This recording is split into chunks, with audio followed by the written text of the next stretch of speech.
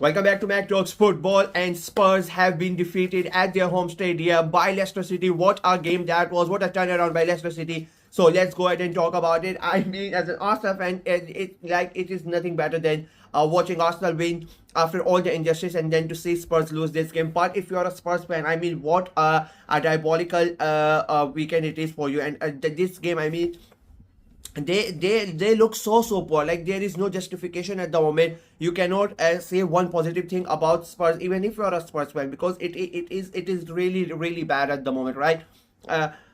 I like the way they are playing football. I'll be very honest, and I'm not going to be biased or anything. Spurs have a very good squad. They have very good players in that squad. I get it, there are injuries and whatnot, but still, you are a Premier League side, and if when you look at the players, the squad that the team that played, you should be able to defeat Leicester. Leicester were on a 7-game losing streak.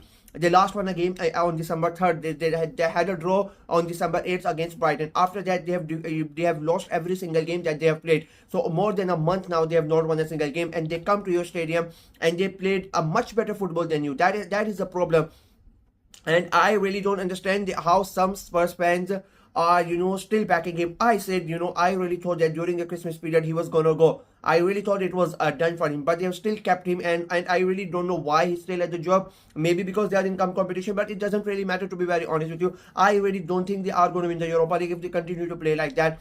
Maybe they are going to win, they have a chance to win the Carabao Cup, they have a chance to win the FA Cup, but is it really that important to see yourself in the 16th position, 15th position, 16th position? They are just 1 point above Everton, who are 15, and Everton have a game in hand. If they win that game in hand, Spurs are going to be 16th. And Leicester, they are like just 7 points above Leicester City. 7 points above Leicester City. We are talking about Tottenham Hotspur, one of the biggest teams in the Premier League, one of the biggest teams in London. They have the highest ticket prices in London, and this is the performances that they give out. It was such a poor performance. The build-up play, the passing, it was so slow. It felt like they were sleeping. They were just walking on the ground. To be very honest, it feels to me like that he has lost the dressing room. The players really don't care about it. I mean, the first half, they had majority of the possession, but they really did not create anything. And the build-up play, like if you are playing that high line and you want to play that pressing football and you want to play attacking football, I am not really seeing that. And I think that is one of the biggest problem. You lose games. They lose the games because this myth has been created that Spurs play a high line and they are losing games because of that. They are not losing majority of the games. Like today's game, they did not lose because of that high line. They really did not concede the goals because of those high lines. They conceded goals because of individual errors. They conceded goals because the players were so slow. I mean, if you look at that second goal, I don't know what they were doing. Like there's no pressure. I forgot the guy. Like I forgot the guy who messes up, who gives the ball away. Where the guy who gives the ball makes the pass, and the one who's receiving, both of them are fault. It is such a slow pass. It is like they are so lethargic, they are so slow in the build-up, in their movement, that it is so easy to read them. They get dispossessed so easily, and they get the ball to Al-Hanous, and he may, there is nobody. It baffles my mind.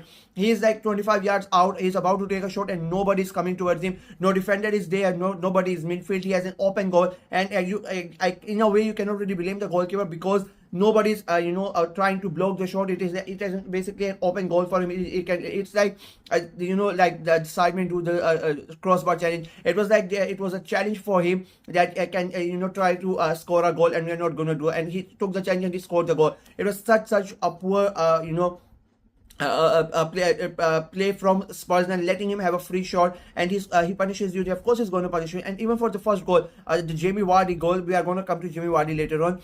Even for the Jamie Vardy goal in that second half, the way the ball comes in, firstly, that cross should never come in when you have so many Spurs players around it. They easily make the cross. The defender misses it, the goalkeeper misses it. I think the first goal is on the goalkeeper. He should be able to grab that. It goes from underneath his hand, and then there is Jamie Vardy. And again, when you see Jamie Vardy coming at it, whatever, and he has already made a problem for you early on in the season. Like the league started with Jamie Vardy coming in and making dumping goals on Tottenham and making sure they don't win the game, and he has done the same thing in the reverse fixture as well. When you see Jamie Vardy inside the 6-yard box, you have to be near him. he was alone, and nobody's really marking him. So I really don't know where the defenders are. You cannot really tell them that they tell me that they are, they're not really Premier League type defenders. They're young players and whatnot. It is cool by defending. You have a striker in, in your box. You mark him. You cannot leave him alone, no matter what the situation is. You cannot just think and assume that something is going to happen and he's not going to be able to score it.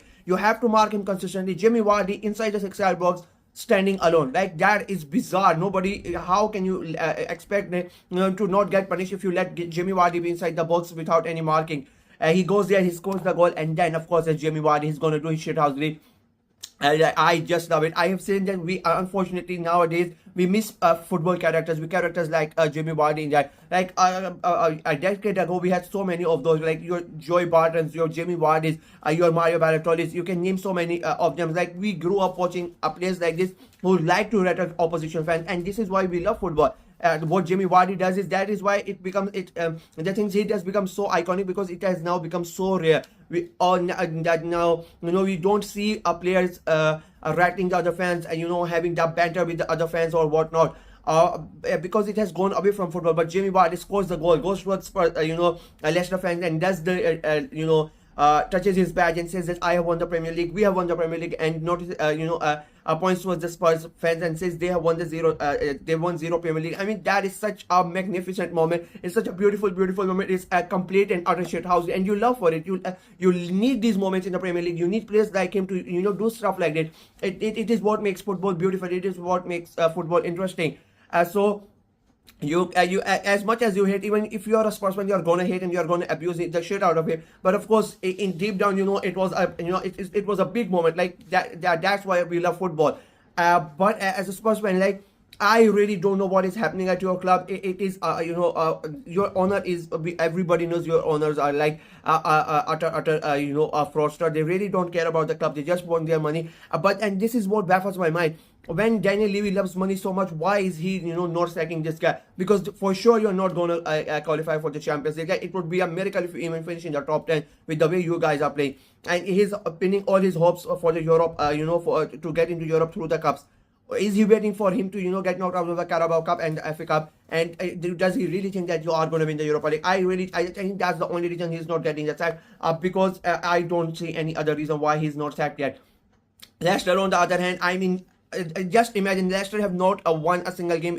They came in this game for on a 7-match losing streak. But the way the game went, you would think that Spurs were on a 7-match losing streak, and Leicester are like some sort of top teams, and it is their home stadium as well. The way that they played in that second half without any care in the world, they just let the football do the talking. It was such a great performance by Leicester, and this was the type of performance that they gave for the first 2-3 matches of Ruud van Nistelrooy's era, and then they've slowly regressed. Unfortunately, I think this is a big moment for them. They have won the game. They have finally come out of those bottom 3 places. I said yesterday as well. I said during the prediction video, I said that for me, Southampton are done, to be very honest with you. And I think it is between Everton, Leicester, Wolves, and Ipswich for those other 2 places. And Everton are slowly starting to get away from this crowd. If you notice, like, they already have a 6 point lead between them and Leicester City now.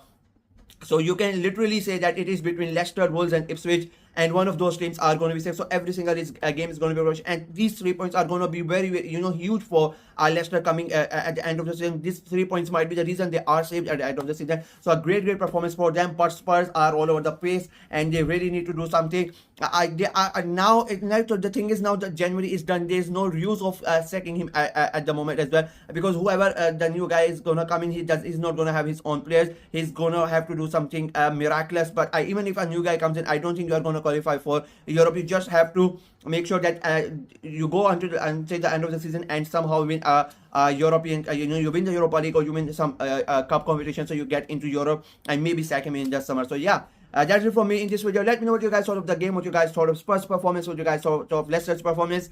What is happening at Spurs in your opinion? Let me know in the comment section below. And do you think Leicester are going to be saved, or do you think they are going to go down? Let me know in the comment section below as well. Like the video, share it as well. Click on the notification bell, and of course subscribe to the channel. We are trying to get to 500 subscribers before the end of February. So please go ahead and subscribe and help the channel out. Until next time, bye bye.